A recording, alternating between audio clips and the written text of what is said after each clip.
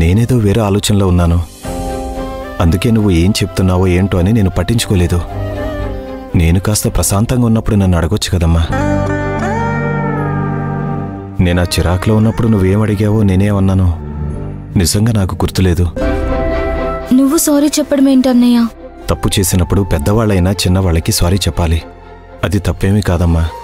ఆ టాపిక్ వదిలి, ఇంతకీ నీ ఇంటర్న్షిప్ ఎప్పుడన్నావు? రేపటి నుంచే అన్నయ్య. అవునా, సరే అయితే సంతోషంగా వెళ్ళి నువ్వు అనుకున్న ఇంటర్న్షిప్ ఏదో చేసుకో. థ్యాంక్స్ అన్నయ్య. సరే, ఈ గొడవలన్నీ నువ్వేం పట్టించుకోకు. నీ చదువే నీ భవిష్యత్తు. ప్రశాంతంగా నీ పనేదో నువ్వు చూసుకో, సరేనా? థ్యాంక్ యూ అన్నయ్య. Thank you so much. Thank you అక్క. ఇప్పుడు సంతోషమా? చాలా సంతోషం అక్క. మరి ఇప్పుడు దాకా ఏడుపు మొహం పెట్టుకున్నావు కదా? మరి మా అన్నయ్య నాతో సరిగ్గా మాట్లాడకపోతే ఏడుపు రాదా మరి? ఈ అన్నయ్య నీ మొహంలో నవ్వు చూడగలడు, కానీ నీ కళ్ళల్లో కన్నీళ్లు చూడలేడమ్మా. చూడాలని కూడా ఎప్పుడూ అనుకోడు.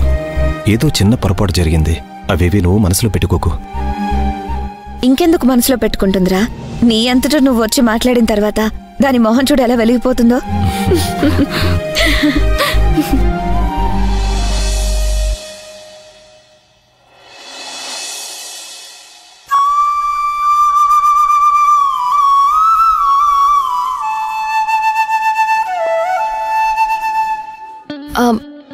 మాధవా, మాధవా, ఇదేంటి నన్ను లేపకుండా ఇంత ఉదయాన్నే బండి దగ్గరికి వెళ్ళిపోయాడా?